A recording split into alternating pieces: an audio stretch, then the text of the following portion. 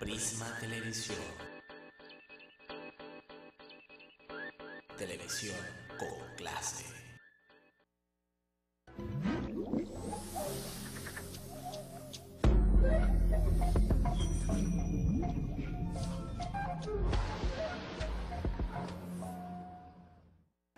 Bueno, apreciados televidentes, estamos de vuelta con ustedes. Hoy tenemos, disculpen la imprecisión, a Felipe Mujica. Él es presidente nacional del MAS, ¿correcto? Si no me equivoco, responsable no mayor importa, del... yo soy secretario general, pero no importa, déjalo así. Bueno, preside el MAS a nivel nacional.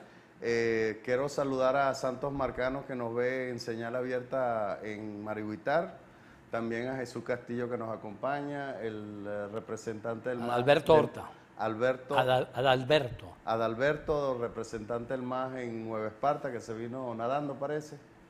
Bueno, bienvenidos todos y bueno, dejamos en el aire el tema del desabastecimiento, que es, a diferencia de la inseguridad, algo que sí se puede resolver con medidas económicas sanas.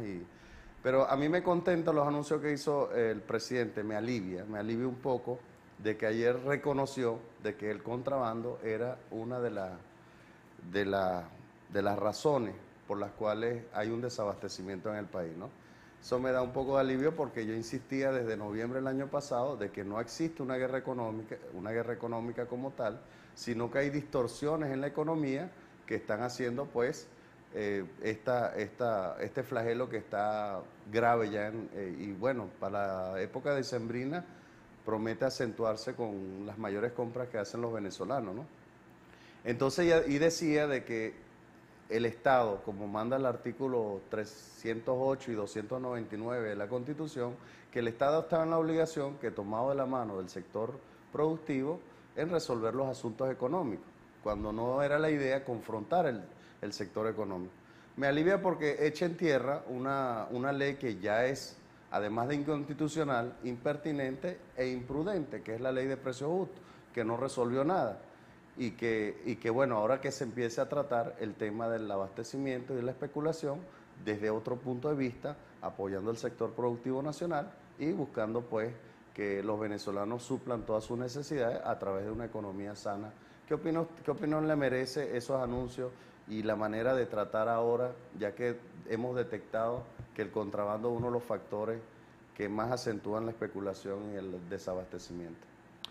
Yo creo que los venezolanos tenemos la obligación de saludar y de reconocer las cosas que se digan, sobre todo cuando se está reconociendo errores, o si no se reconocen errores, directamente se tratan de hacer correcciones. Yo creo que Maduro tiene un problema muy serio, que él es una especie de preso de un cúmulo de circunstancias internas en el seno de su partido que le impiden hacer cosas de manera más clara. Seguramente el peso que tienen distintos sectores internos del oficialismo hace que Maduro esté permanentemente en ese cuento de dos pasitos para adelante y un pasito para atrás, o dos para atrás y uno para adelante, y entonces eso, por supuesto, deja las cosas en un punto de mucha incertidumbre. Ve, por ejemplo, eso que tú acabas de comentar. Él por primera vez reconoce el tema del contrabando, pero entonces resulta que dice que el contrabando es producto de ese supuesto que nadie logra identificar con seriedad, que es la guerra económica. Resulta que la guerra económica en Venezuela es imposible que nadie la tenga contra el gobierno, pues si alguien quisiera tener una guerra económica contra el gobierno tendría que tener millones de dólares en sus manos y no dárselos al gobierno. Ahora resulta que aquí los dólares todos los maneja el gobierno. Los maneja el gobierno. Entonces no hay ninguna posibilidad de que tú desarrolles ninguna guerra económica. Sin embargo, Maduro se empeña en un discurso que el único destino que tiene es la parte del país a la cual le habla. El 32% de los venezolanos que todavía se dicen que son oficialistas es el destino de ese discurso. El resto del país no cree eso, porque ni tú, ni yo, ni seguramente la mayoría de la gente que nos está escuchando, mayoría que está también un montón de gente que ha votado por el oficialismo, sabe que aquí no hay ninguna guerra económica de esa naturaleza. Después hay otro cuento allí que también es lamentable. Es verdad, el contrabando es uno de los mecanismos que en la zona fronteriza, sobre todo, ha servido para dejar al país en una situación bien problemática. La zona fronteriza venezolana, para quienes hemos estado con cierta frecuencia entre San Cristóbal y Cúcuta, sabemos que eso va para acá y viene para allá. Ha habido momentos, yo recuerdo hace muchos años, o no mucho, 20 años atrás, ponle tú, en que yo iba a Cúcuta a comprar los uniformes de los hijos míos, porque era mucho más barato comprarlo en Cúcuta que comprarlo en Venezuela. Ahora la cosa es al revés, de Colombia se viene a Venezuela a buscar cosas que son más baratas en Venezuela. Gracias a las distorsiones económicas. A la distorsión, porque te voy a poner un ejemplo, yo estuve en Cúcuta hace como un mes, yo tenía que haber ido a Panamá y a Costa Rica y entonces se me ocurrió la idea de salir por Cúcuta. Turismo de aventura del más puro, lo que significa salir de Venezuela hacia Cúcuta y regresar. Pero entonces tú llegas allá y una medicina, Eutiroc, que es una medicina que yo se la busco a mi mamá. Bueno, aquí yo la compro en 20 bolívares, allá, aquí no había. Todos los que la consumen, que es una medicina para la tiroides, saben que en Venezuela no se consigue. Tú llegas a Cúcuta y vas a la farmacia y dicen, dame 5 cajas de Eutiroc. Perfecto. ¿Cuánto cuesta? $100. ¿Cuánto cuesta en Venezuela? 100 bolívares. Una distorsión de esa naturaleza justifica en cualquier parte del mundo. Para que particulares se enriquezcan. Por supuesto, porque entonces tú llegas a Cúcuta y tú ves cómo eso que Maduro está diciendo, que es una guerra económica, es una manera de vivir de toda la gente que vive en la frontera. De la economía. Es una manera de vivir de toda la gente que está en la frontera y que allí no es donde está el problema. El problema no es el tanque de gasolina que pasa un venezolano camuflajeado, porque el tanque de gasolina paga 5 bolívares aquí. Cuando vas a Cúcuta te vienes con 1.500 bolívares. Entonces imagínate lo que significa para un venezolano tener la posibilidad de ganar 1.500 bolívares diarios en un tránsito de un punto de la frontera a otro. Ahora, esa no es la distorsión. La distorsión son las grandes cantidades de contrabando que se dan allá, que todo el mundo sabe cómo se dan, y que se dan en complicidad con quienes tienen la responsabilidad de resguardo de la frontera. Y eso ocurre en el Zulia, ocurre en el Táchira, en toda la zona fronteriza. Ahora, Maduro no se refiere a eso, sino que se refiere... Y en la frontera sur también con Brasil. También. Entonces Maduro no se refiere a que en el problema están implicados abiertamente un conjunto de sectores de la Fuerza Armada Nacional que tienen la responsabilidad del resguardo. ¿Cuándo ocurre? ¿Cómo ocurre? Eso lo sabrá allá cada quien. Es igual que lo que ocurre con el tema de las colas. Resulta que él descubrió que había colas en el supermercado y que la cola era porque no iban a trabajar los empleados. Bueno, tú dices, bueno, pero ¿en qué país está viviendo Maduro? ¿Quién le echa esos cuentos a Maduro? Y después inventan la tarjeta esta, ¿cómo se llama? La que acaban de inventar ahorita. La biométrica. Y entonces resulta que ese invento, ¿a dónde te lleva? Los ciudadanos son los que van a hacer la cola. Ellos no son los responsables del desabastecimiento. Entonces, ¿por qué tú le vas a establecer a ellos una pena en la cual los condenas a que van a comprar menos de lo que necesitan bajo un control que no resuelve el problema? Porque mientras tú estés buscando la solución del problema allí no hay solución. Ahí tú lo que estás es castigando a los ciudadanos y estás generando una situación caótica, porque cuando comience el problemita de poner la huella y comience la cola, que la gente diga, no, un momentico, yo no compré, yo sí compré, entonces el problema y el caos será mucho mayor, porque tú lo que tienes es que ir a San Cristóbal y meterte a buscar gasolina para darte cuenta de lo que significa ese tipo de control en artículos y en consumos de esa dimensión. Cuando tú llegas a San Cristóbal y paras el carro y vas a echar gasolina, tú te das cuenta de dos cosas. Primero, el tamaño de la cola, y de la segunda cosa que te das cuenta inmediatamente es la distorsión, que significa cómo con complicidad de los que venden la gasolina salen cantidad de personas que llevan 3, 4 veces lo que deberían llevar. Sí, eso entonces, todos los controles de ese tipo, a donde te llevan es al mercado negro, a un mercado negro pequeño, grande, que se justifica simple y llanamente cuando las cosas no están. Cuando te dicen a ti, no hay crema de afeitar, yo estos días estaba en el Marrio, en Caracas, y voy a una tienda que no tiene nada que ver con eso, una tienda que vende artículos de turistas, y yo andaba buscando yo soy coleccionista de imanes y de cosas de esas, y vi uno que me pareció que era interesante, y cuando volteó por una esquina, una columna completa, crema de afeitar, pasta de dientes, cepillo, máquinas de afeitar, y veo la cosa y le digo a la tipa que está vendiendo, le digo, mira, tú no me puedes vender dos peroles esos de crema de afeitar. Y me dijo lo que usted quiera.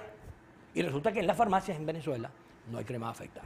Entonces, ese tipo de situaciones, y por supuesto el precio es totalmente diferente al que yo consigo en la farmacia. Felipe, disculpa porque de repente hacer el diagnóstico, a veces los televidentes tienen un criterio también un poco más amplio de hacer diagnósticos sobre la situación del país. Pero nosotros como venezolanos y amantes de esta tierra, ¿cuáles son las propuestas? ¿Cuáles son las propuestas en concreto para, de alguna forma, porque este programa seguro lo ve mucha gente y le damos ideas, y quién sabe que a oídos de Maduro le llegue una excelente idea que nazca de este programa. Y el público también se hace un criterio de cómo podemos superar esta grave crisis. Porque aquí, o sea, el diagnóstico todo el mundo lo sabe. Aquí, por ejemplo, usted va a las redes de distribución de alimentos, no la vamos a nombrar del gobierno, que son ya 3 mega monopolios alimenticios, 3 mega monopolios, y también hay desabastecimiento. Y entonces a ellos también el Estado le está surtiendo, el Estado tiene un récord de todo lo que le entra en alimentos y cómo deben ser distribuidos. Ahí también puede haber algunas distorsiones en cuanto a contrabando de esos productos. Pero sí, en sí, ¿qué propone Felipe Mujica para este grave problema? Sí, yo te iba pero te voy a hacer un comentario de algo que me acaba de recordar Palomo, que tiene que ver con esto que estamos hablando, de las distorsiones. Palomo estos días tuvo que irse en autobús hasta Caracas, llegó a Petare, y en Petare se consiguió con algo que todos los caraqueños conocemos, que es que ahí consigues de todo, pero a unos precios totalmente distintos a lo que... Y en la informalidad. Y en la informalidad, pero además resguardado por el oficialismo, porque la fuente de protección de todo ese mercado negro que está allí está resguardado absolutamente por el oficialismo. Entonces, si tú quieres pensar en soluciones, empieza por Maduro.